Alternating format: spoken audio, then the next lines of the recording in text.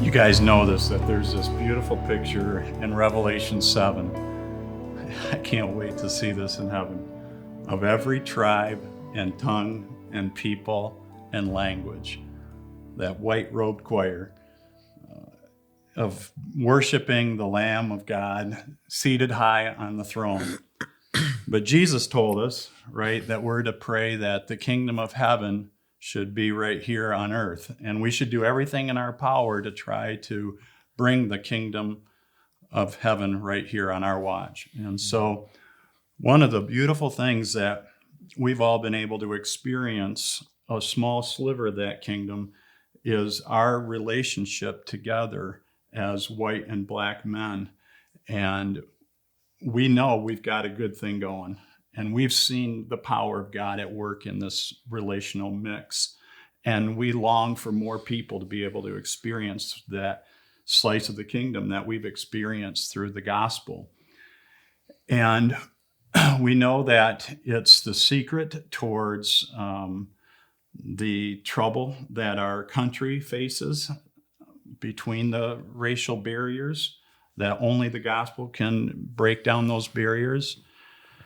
And I just wanted to have a conversation about all of those kinds of things, as well as just have some fun together talking about our differences as well as our beautiful similarities, and just have a kind of an open conversation about the things that sometimes we don't have enough courage to talk about.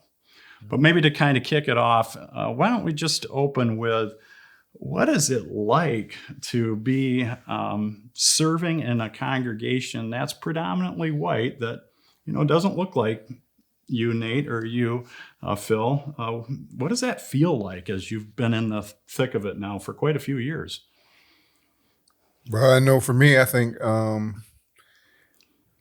had to be called. And I had to be called. I knew that it was not gonna get easy. And actually, this is a true story.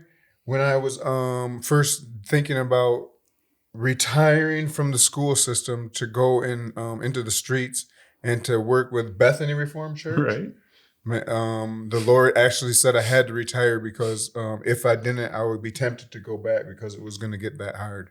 Mm-hmm. But you have to be called. It's gonna be challenging at times. It's gonna be really joyous at times. But if you're not called, then you'll give up before you get down the road. Yeah. I think for me, even just outside of serving at a church, just what does it mean being Black in white context? Yeah. Which is most of the time, unless you're at home or even at my previous church where everyone's Black. Like, other than that, you kind of expect that, and so with that expectation, there's a lot of thought that kind of goes behind that. How will I be received? What are other white people's experiences with African Americans, and will that be portrayed on me as well? So yeah. I think coming from like a predominantly Black church to a predominantly white church, it was another thought process that I had to kind of think about, another space where it was like, okay, like I'm just aware of my environment and surroundings. And I think it was at the beginning stages, it was pretty difficult. Like, I'd say the first few months. Because your boss. Because your boss. Probably. No, this is the guy who introduced me, and it was very evident that there was something. It's fun, that calling that Nate was talking about was definitely there. As I talked more with Jason about his vision for what he had at the church, I felt aligned.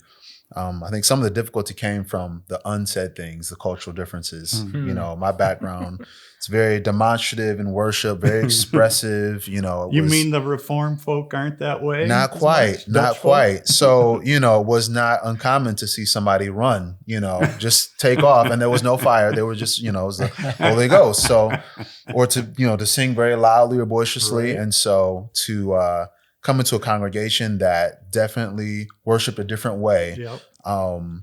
It was different. I would think I'd done something wrong, being the worship leader there, like I must have made a mistake. And people would come after and say like, oh, you did a great job. And I was just flabbergasted. I was like, really? I couldn't tell,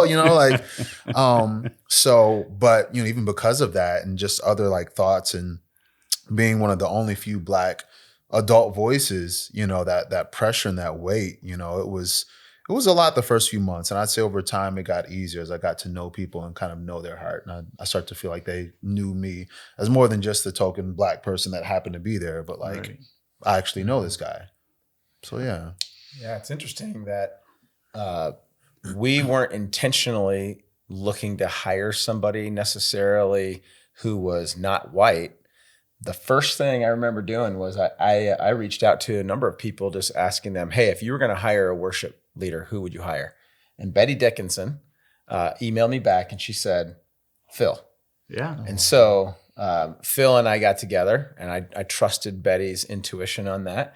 And what's really funny is that Phil and I probably bonded for our love for Latin America and the Spanish language. We spent as much time speaking Spanish to each other as we did anything in our first few dates. And so it was Fue un tiempo muy romántico. yeah, muy romántico. Fuera de Dunkin' Donuts. And there was kind of a cool synergy that happened when we realized that there was something beyond even just our skin color that we both loved. Yeah. And of course, there's so much more than that. Yeah.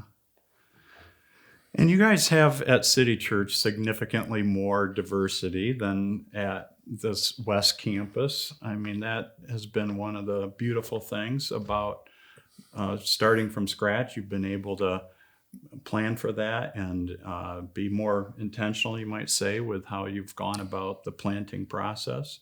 You want to share Yeah, I maybe a mean, little and bit more I about do that? think that as Phil and I were talking, we talked about that particularly often. And I think you have to be extremely intentional about it, especially for the fact that we were planting a new church in an existing building that had been predominantly a white church. And so it just is even structured that way. Right. And so And the neighborhood is not primarily not primarily white. African American, although it's definitely it's growing more and more multicultural. Yeah. And so we want, and that's one of the things we talk about often. We want our space to reflect our neighborhood. Right. Right. And I will say, Phil and I were just talking about this recently, that as a leader, I knew that early on, people weren't as excited necessarily as maybe I was or Phil was about maybe even our regular worship music that we were doing. It was different than what you might have had at Centerpoint.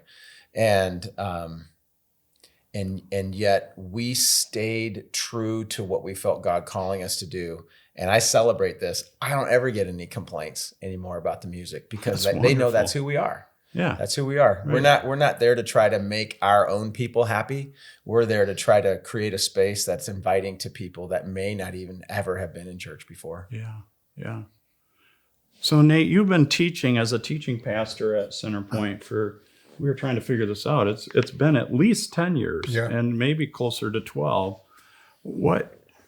As it has kind of grown on you, how does it feel? Like it's become your congregation, you might say, as much as it is mine too. And not like, I don't mean it that way, but this is the congregation we serve, and we have poured a lot of prayer and a lot of love towards the church, but it's come our way too. Yeah. And you've told me that you feel.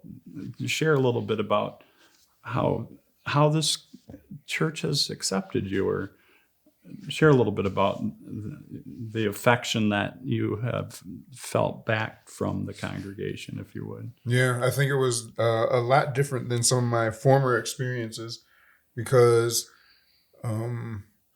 maybe I came with certain expectations and maybe they had certain other expectations of me in those other contexts that it wasn't a good experience necessarily.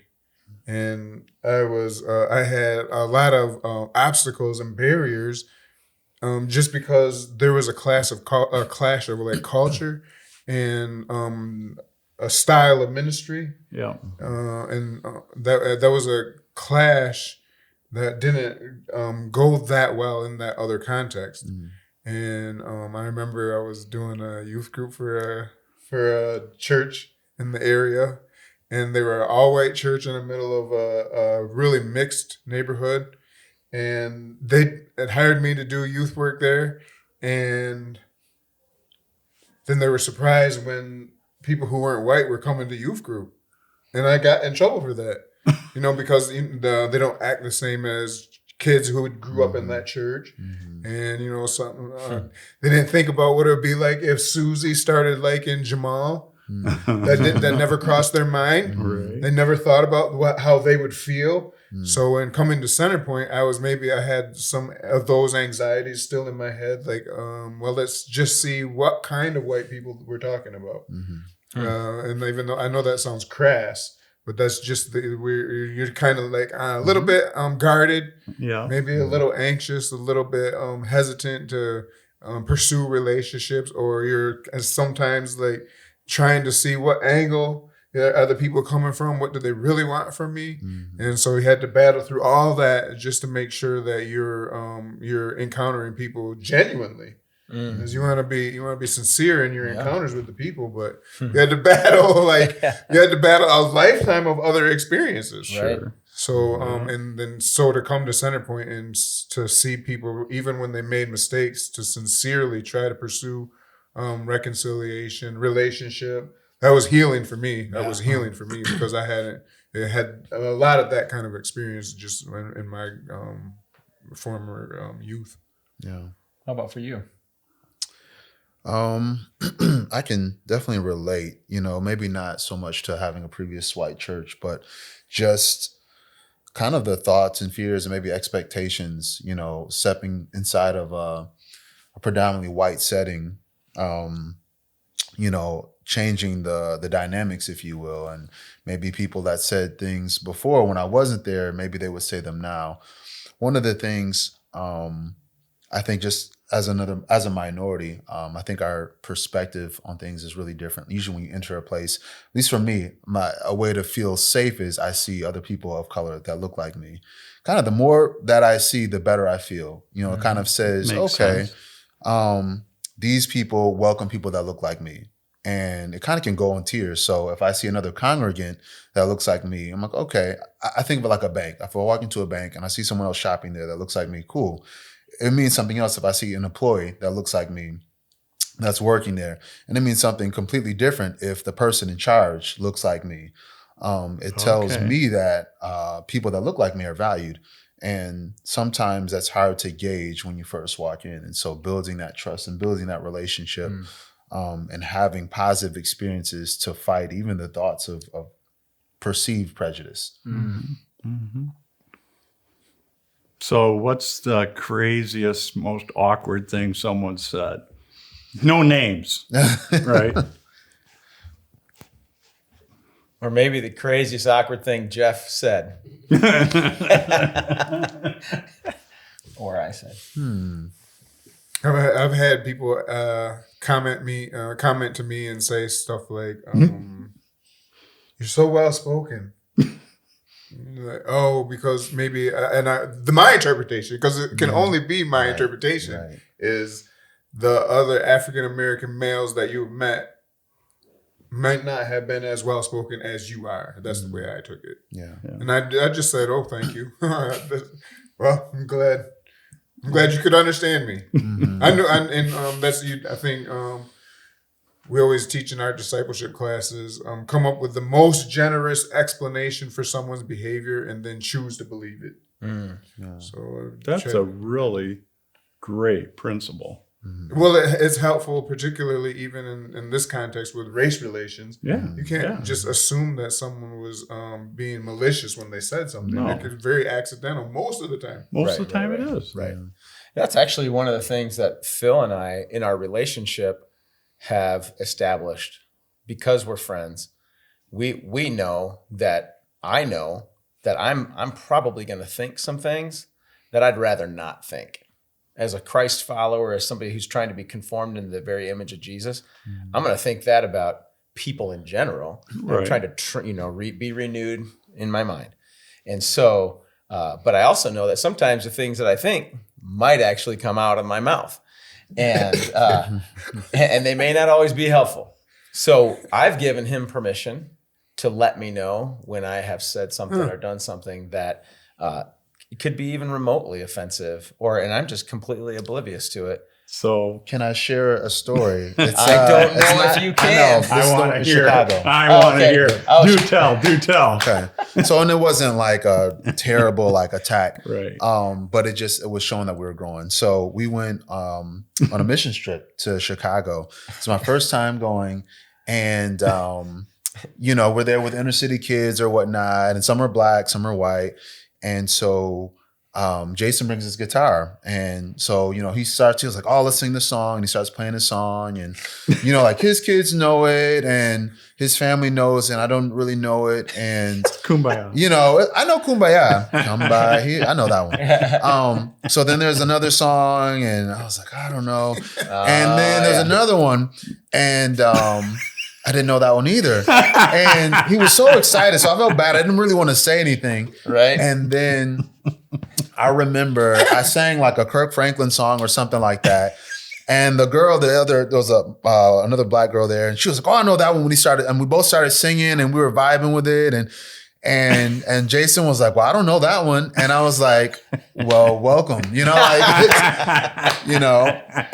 it just kind of helped us kind of see like the difference of I think in that moment, I'm sure you can speak to it, but it was like, okay, so this is. I remember that moment. Yeah. In fact, I think that the young lady became one of our interns. She did. And still lives in Kalamazoo. Mm-hmm. Oh, yeah. And that's Mariah. Yeah. And how fun it is to even Music see is how a that huge differences in the culture. Yeah. Sure. Yeah. To really answer your question, I don't think I've ever heard like an overt kind of like, oh, because you're black, I think this, but a lot of it has to do with culture. Yeah. I was given this example a while ago, like in the culture I grew up in a lot of black churches, because I play piano, the pianist really doesn't leave. They play like throughout the entire service. Oh, yeah. So what I didn't realize is, I guess, at least in maybe some Reformed churches, the music stops for things to continue. So one of our very first services, Chris, his wife, was getting ready to do the children's message. And so she was looking at me and I was playing and I gave her the nod. And she looked at me and I gave her the nod and I'm still playing. And probably 3 minutes went by and we're both just watching each other. And I finally stopped playing. I'm just like, I don't know what's going on. And then she comes up. I was like, okay. So I have to stop for them. Okay, I got it. I can check the that one off. unwritten rules. Yeah, and I think a lot of those are the really big ones. Like another one. I'll try to say this real quick. In my culture, harmony. Like when people sing, harmony is a really big deal. It's a really big part of it. And so, as I would teach, and the people would sing their parts or whatnot, and people would say, "Well, I can't really hear the melody." And I was like, it's that one right there. You just, listen to the other ones. And I had I was just like, I don't get why the melody is so hard to hear. And I would go back and kind of listen to some of the songs, by Elevation or by Hillsong, and the melody was way out front and the harmonies were kind of in the back. They were kind of hard to hear. And it kind of clicked for me why that was the case. In my culture, harmony, you could have 3-part harmony just in the congregation, someone could be singing this part, someone could be singing this part. And it was very natural because that's what we were used to hearing. So a lot of differences. Had a few. Yeah. Had a few. I know that. Can you imagine if someone touched your mom's hair? Oh. I can't imagine. Then, man, you would be so surprised how many people have touched Star's hair or my 2 daughters. Yeah, they touch their hair all the time, and you're like, I don't know if you know about black women and their hair. You have no idea, but that's really pretty offensive. We've had. It's funny. I had a talk with a friend, probably just the other day, but with my sister. And we're talking about hair. Now, I don't know everything. She had it down to a science, like these different curls or whatnot. But the unwritten rule was you didn't touch a black woman's hair. And I remember my wife and I were out with some friends, and they're white and they have their daughter, and she came to greet us, and she was like, "Oh, your hair, I really like it," and things. And I just got to cringe. I was like, "Oh, just don't react, just don't react." We kept it calm, and we were under control. And I remember these friends, we've really been doing a lot of racial reconciliation work, and they actually asked us one day, like, hey, is there anything like that we're doing that we don't know or that we're kind of like ignorant to? And I was like, well, there was this incident, and I mentioned it, and they had already taken care of it. Like, she'd already talked to her. It's like, hey, it's nice to ask. It's a good thing as a child. Like, hey, you should probably ask before you touch someone's hair. And seeing that, carry out. So now that's like something that she can grow up with. It's interesting that you bring that up, though, because I think the fear of kind of doing something wrong will keep people from engaging into a relationship that could potentially go deeper. And you miss out. Yeah. And so if there's an encouragement that I have, in a lot of ways, it's similar to learning a foreign language. And I guess I'll just interject this. We had a gentleman come to Iglesia for the first time this past week. And he was for the first time, and one of their members was introducing me to him and mentioning to him that I speak Spanish. And he said, "If you speak my language, you're my brother." And so he wasn't just being trite with that; he was serious. And so learning the language and being and the only way that you really learn a foreign language is if you're willing to screw up. You'll never learn how to speak the language if you're worried about saying something I was really wrong. good at Greek. But you never spoke it. And so I was super good.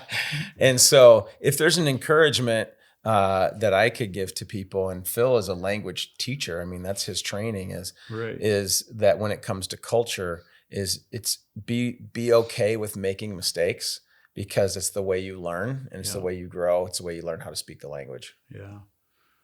Yeah. I think, tell me if I'm wrong, that a couple of the character traits that play best in the sandbox of trying to get really good at building relationships with people from different ethnicities would be curiosity and humility. Those would be my top two. Would you agree, or what would you add to the spice we're putting together a little mix here? Yeah, I like that. And I know that one of the prayers that we pray over our team every week is that we will be people of immediate forgiveness. Oh, that's good. That's really good. Yeah. Keep really short lists. Yeah. Don't hold on to anything. Yeah, that's good. It's interesting that one of the skills that I had to learn in being in a white context more often is how to be more transparent. Because I think as a black male, I would hide. I would be real close to the breast with my cards and not really let in on what's going on in my life, or and not realizing that the lack of transparency was getting in the way of relationships. Because I was just scared. Right. Yeah. You're scared to get in relationships with white people. Yeah. You're like, man, they could be dangerous. I think to go along with curiosity is being a good listener. And I've told this story before, but I think it was probably like 1995 when I was at the National Youth Workers Convention in Atlanta, Georgia. And a lot of the theme of that year was racial reconciliation, and how we as youth pastors really need to be intentional about that, set that example. And somebody gave a challenge, and they said, when you go back to your city, find another youth pastor who is in ministry, who is not from your culture, not from your skin tone, reach out to them and develop a relationship. So I'm just going to let you all know, back then, this is how I did it. I got out the phone book and I went to the yellow pages, and I went to the churches section. And it's pretty clear if you've been in the ministry world long enough, you know which ones are white churches and which ones are not white churches. It's just even based on the names. So I went through them. I ended up calling Christian Life Center, and James Harris was on staff there at the time. Wow. Made an appointment. It was when it was on Porte Street. And Wow, you couldn't have picked a better guy to right. hook up with. Went down to the church. One of the first things I learned was I'll never forget this day. I went in there and I had to wait because they were in prayer. And this is kind of a sad thing to say, but that wasn't something that I was used to happening in the middle of the day. in the life of the church. So lesson number 1, prayer was super important. And then James and I had our first kind of connecting point meeting. We're still great friends to this day.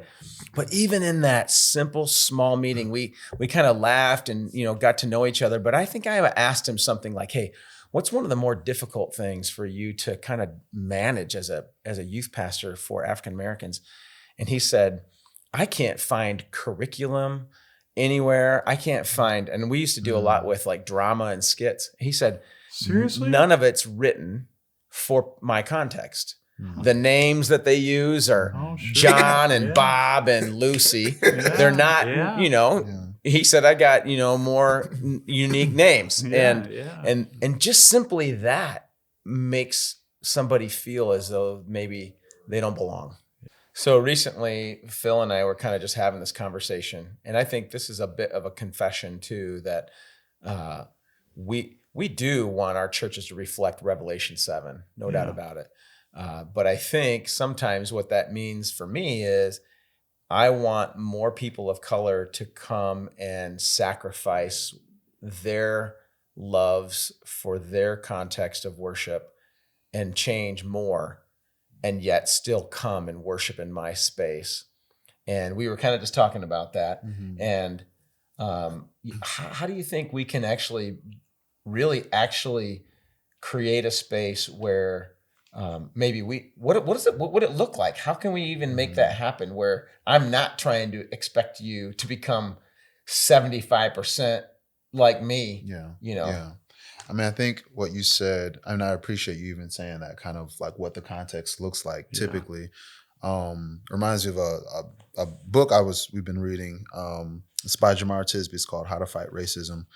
And part of it, kind of like I said, kind of what it's looked like, what evangelical racial reconciliation often means for Black people and other people of color is leaving their own communities to join predominantly white churches, adhering to the preaching and the musical styles of the majority group, and learning under mainly white leadership. And that's kind of the context, and so I appreciate you kind of addressing that and bringing that up. I think we kind of hit it on the head, like that uncomfortable piece. I really feel like that's the almost enemy number 1. Right. What does it mean to be uncomfortable, and what does it mean to empower those who haven't had a voice, to ask them so I think things like this is a great start, is asking, what does it look like? What piece do you miss? Or, what does it look like for you to feel comfortable? Is that singing a certain song? Is that preaching a certain way? Is that incorporating a certain element? I think for me, one of the things I miss, this is obviously before COVID, but was altar calls. At my church, we'd have an altar call every service, and there was kind of this connection that was built, like where you could actually feel seen and feel heard. And I think when you ask those questions and you start to get those answers, the difficult piece can be the implementation of it. Like, what does it actually look like? Because that's when it really hits the fan. Like, okay, we're actually making this change. And then the pushback, similar to what you were saying as far as when we started doing more gospel, there was pushback. Like, okay, like what are these songs? This is uncomfortable. Right. And how do we stay in it being uncomfortable? And what will that mean to people when they finally step in? I remember once talking about Spanish, I had gone to visit a student of mine that was at an all Spanish speaking church. And I went in, and it was definitely a shock. Not only was I not Hispanic, but everyone else was Hispanic. So I was the only non-Hispanic person in the room, and I was a good deal taller than most people there. And everything was in Spanish. And I just remember that feeling. And the songs were in Spanish. They introduced people in Spanish, and they had one chorus to How Great Is Our God in English. And for a second, it was just this release, like a weight being lifted off. I was like, wow, I can really worship now. Like I can, this is my language. I felt thought of, I felt observed, I felt noticed, I felt seen. Just from this one chorus. That's a great word. I felt seen. Yeah. And so I think, when we take those steps, what does it look like for someone to step into our environment and to see that it says volumes, even Right. if it's a small thing. And just like you said with language, even if it's just a stuttering or a babbling, it's progress. Right. Right. It's interesting that we adopted on the West Campus without hardly any fanfare, doing once a month sensory services in order to welcome special needs families into the family of God a bit more without, I haven't gotten an email on it. I mean, it's been very calm and no issue. And essentially you're saying, can we do that? Something like that? That could help. Yeah, I think too, one of the things I also hear in this is those of us who maybe have worshiped in this space at West Campus for a long, long time, what are you willing to give up so that you can make space for somebody else? Because quite honestly, we should never be satisfied with who we are and where we are in our walk with God. And boy, I know this, that I'm a better follower of Jesus because this man's in my life. My kids call him Uncle Phil. He signs their birthday cards, Uncle Phil. Right? Classic. And No copyright. he's part of our family. Yeah. And his wife is now a part of our family, and his mom feels like a little mom for me too, And so, but I think we have to be intentional about it, and we have to make space for it. Really, ultimately, you got to want it. Yeah. Yeah. Well, Kali, I can't tell you how many of your sermons and just walking together as followers of Jesus, you've definitely upped my game and sharpened my saw in many, many ways as well. And I'm grateful to God for that. I want to spend just a couple minutes on thinking outside of the church too.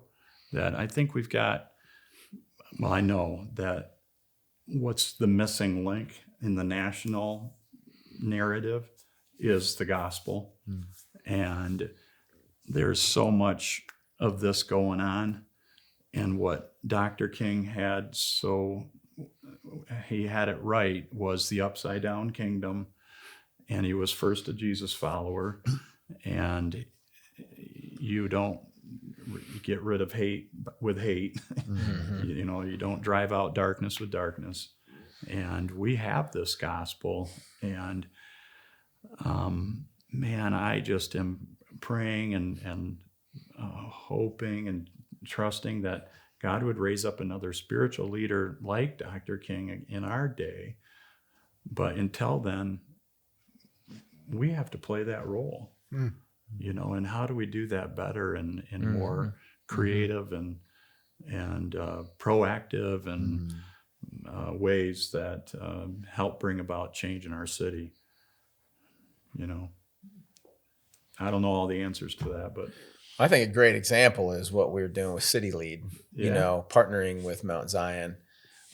They've been so gracious to have work been. with us, and the relationship there, I think, says a lot to our city. yeah, That two places that perhaps on Sunday mornings are maybe more monocultural can come together for the betterment of the city in the name of Jesus, Yeah. with biblical principles to work in the business sector.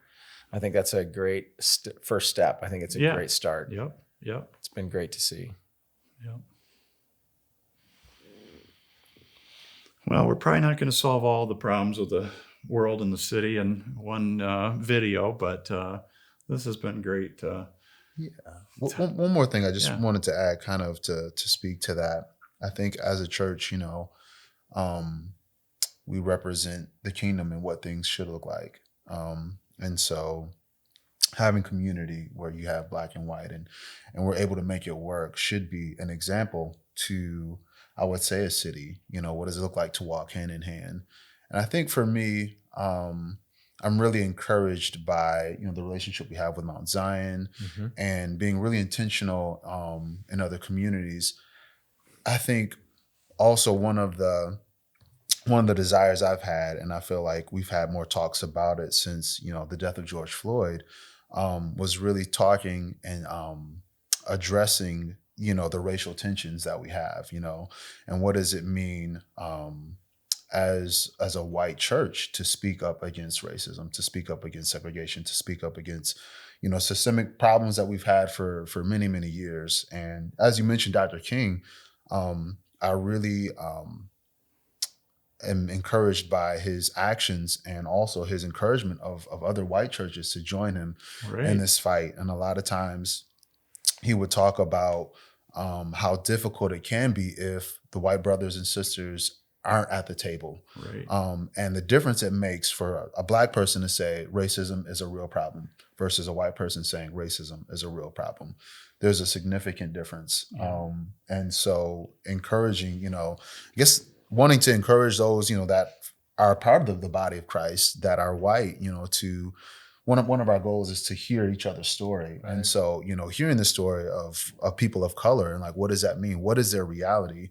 And how do we address that? How do we progress or make progress towards justice, for all people of all color? And what does that look like? Yeah. And like you said, it's definitely not going to be solved in one sitting, but it's a good start. I think one quick story too that encapsulates a little bit of who we're trying to be is one Mother's Day at City Church, we decided we were going to take flowers to every widow or mom we could find in our neighborhood who would answer the door. And that's how we got to know Sam and Lily Clay.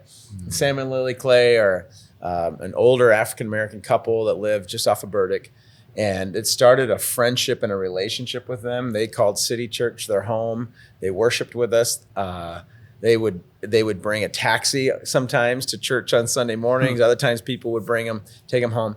But Sam got sick and we had to stay home. And so they watched us online.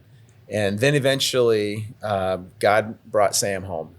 And so when they needed a church to be their home for Sam's celebration of life, City Church was the place. And Phil and I and another pastor from South Haven, whom they knew from a previous where they lived in Bangor, I think in the past, we did that funeral together.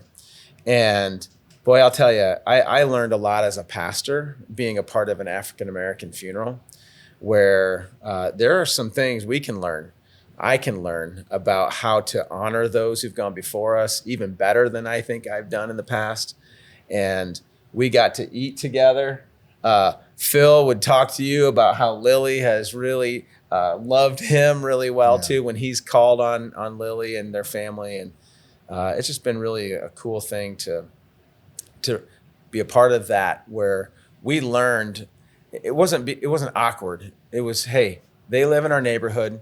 They happen to be African American. They needed the fellowship of the church just like anybody. Right. And so we got to learn with and from them. So it was great. Yeah.